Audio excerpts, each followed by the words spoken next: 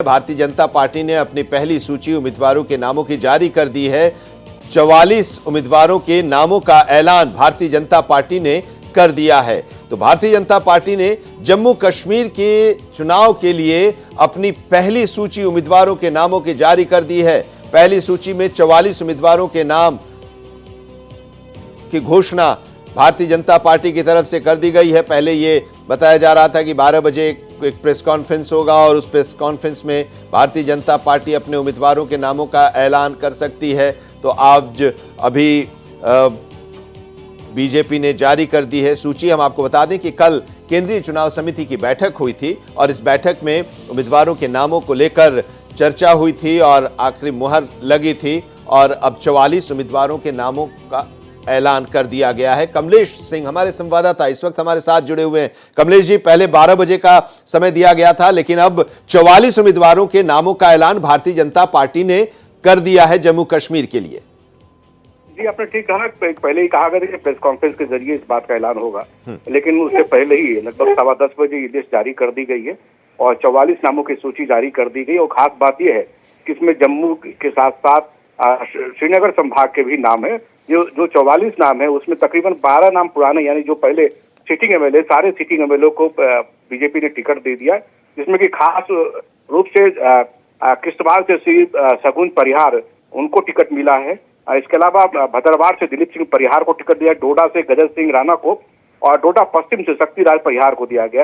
ये करीब कल देर रात 3 घंटे की बैठक के बाद 44 नामों की सूची जारी की गई है और देखना यह होगा कि इन 44 नामों की सूची में हालांकि तकरीबन जो नाम हैं जम्मू कश्मीर के ज्यादातर नाम है और जो श्रीनगर संभाग है उसके 2 या 3 नाम उसमें शामिल किए गए।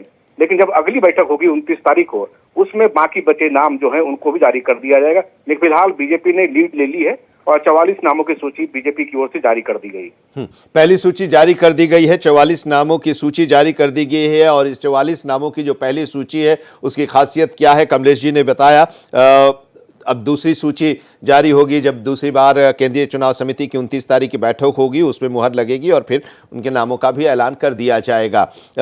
कमलेश जी, 2 बातें अभी सामने आई। एक तो ये कि भारतीय जनता पार्टी जम्मू कश्मीर के इस चुनाव में सभी सीटों पर नहीं लड़ सकती है, 60 से 70 सीटों पर ही वो चुनाव लड़ सकती है और दूसरा ये कि किसी के साथ वो गठबंधन भी नहीं करेगी इस चुनाव में। नहीं, एक बात मैं क्लियर कर दूं, चूंकि उन्होंने पार्टी ने ये इतना जरूर जारी किया है कि वो गठबंधन नहीं करेगी, लेकिन जो स्वतंत्र उम्मीदवार है उनको समर्थन देगी। इसलिए आपको याद होगा कि घाटी के जो ऐसे क्षेत्र जहां बीजेपी की नहीं लड़ना चाहती, वहां जो स्वतंत्र कैंडिडेट है उनको समर्थन कर सकती है। जैसा कि लोकसभा चुनाव में आपने देखा था कि बीजेपी ने स्वतंत्र कैंडिडेट को समर्थन दिया था। ऐसे में 70 नामों की सूची जारी हो सकती है। 44 नाम तो जारी कर दिए गए और ये खास बात यह कि जम्मू संभाग के जितने भी 43 नाम है सभी पर बीजेपी चुनाव लड़ेगी और खासकर वैसे इलाके घाटी के कुछ सीटों को छोड़कर के बीजेपी तमाम सीटों पर लड़ने जा रही है।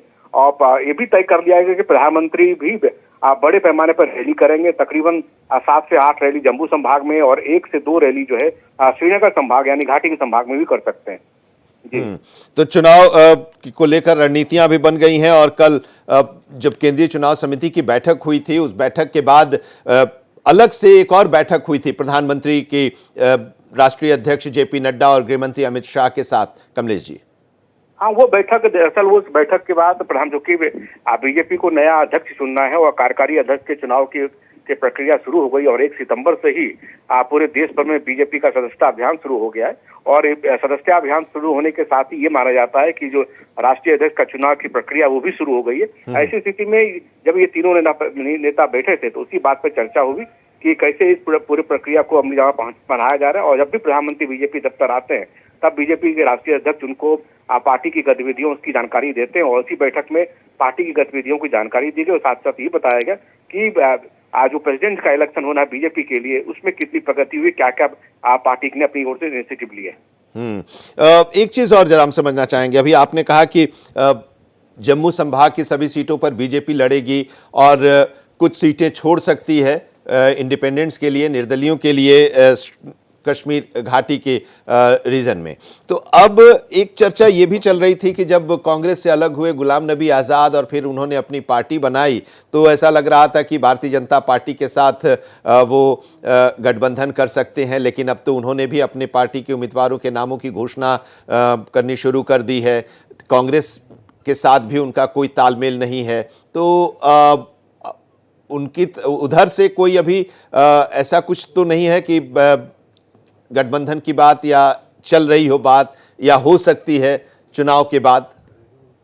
देखिए, चूंकि बीजेपी ने पहले क्लियर किया है कि 70 सीटों पे ही चुनाव लड़ेंगे, तो ऐसी स्थिति में 44 सूची तो जारी हो गई है। जम्मू संभाग में बीजेपी किसी के साथ अलायंस नहीं कर, लेकिन पार्टी ने ये जानकारी दी है कि जो भी इंडिपेंडेंट कैंडिडेट होंगे उनको वो समर्थन करती है, यानी उनके खिलाफ बीजेपी अपनी ओर से कैंडिडेट नहीं उतारेगी। अगर बीजेपी कैंडिडेट उतारी तो आप ये मान सकते हैं कि बिना घोषणा किए पार्टी उसको समर्थन दे रही है। और जाहिर सी बात, जब 70 सीटों पर चुनाव लड़ेगी तो ऐसी स्थिति में करीब 15 सीटें ऐसे होंगे जहां बीजेपी चुनाव नहीं लड़ेगी, तो वो वही क्षेत्र होंगे जहां इस तरह की छोटे छोटे दल जिसका आपने जिक्र किया गुलाम नबी आजाद, उनको उनके सब कैंडिडेट को बीजेपी मुख्य समर्थन दे सकती है अपना कैंडिडेट नहीं उतार के।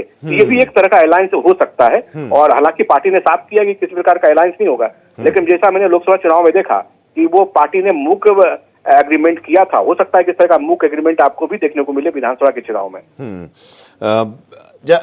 हरियाणा को लेकर भी क्या कल चर्चा हुई थी, उम्मीदवारों के नामों को लेकर? नहीं, देखिए, हरियाणा को लेकर के कोई नेता नहीं आए थे। लिहाजा 29 तारीख को जो बीजेपी की अगली राष्ट्रीय केंद्रीय चुनाव समिति की बैठक होगी, उसमें हरियाणा के नामों की घोषणा की जाएगी। और ये जानकारी मिली है कि 29 तारीख को जब बैठक होगी तो हरियाणा के सारी सीटों का ऐलान उसी दिन कर दिया जाएगा। शुक्रिया कमलेश जी इस पूरी जानकारी के लिए, बातचीत के लिए। तो 44 सीट पर अपने उम्मीदवारों के नामों का ऐलान भारतीय जनता पार्टी ने कर दिया है। जम्मू कश्मीर के लिए भारतीय जनता पार्टी ने अपने उम्मीदवारों की पहली सूची जारी कर दी है। 44 उम्मीदवारों के नामों की घोषणा भारतीय जनता पार्टी ने कर दी है।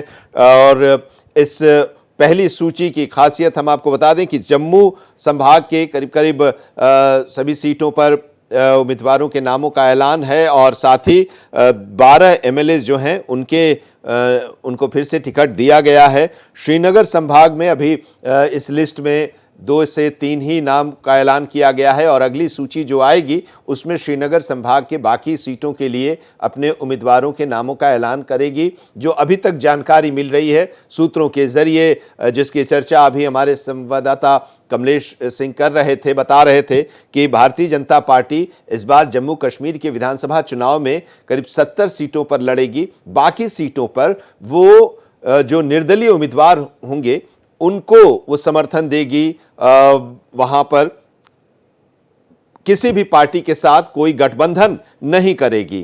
तो भारतीय जनता पार्टी ने साफ कर दिया है कि किसी के साथ कोई गठबंधन नहीं होगा। चुनाव भारतीय जनता पार्टी अकेले लड़ेगी, करीब 70 सीटों पर अपना उम्मीदवार खड़ा करेगी, और बाकी की सीटों पर जो इंडिपेंडेंट्स होंगे उनको वो समर्थन देगी भारतीय जनता पार्टी। तो पहली सूची भारतीय जनता पार्टी ने जारी कर दी है। जम्मू कश्मीर में 3 चरणों में चुनाव हो रहा है। पहला चरण का चुनाव है 18 सितंबर को 24 सीटों के लिए, और उसके लिए उम्मीदवारों के नामों का ऐलान कर दिया गया है। बीजेपी की तरफ से 44 उम्मीदवारों के नामों का ऐलान बीजेपी ने किया है।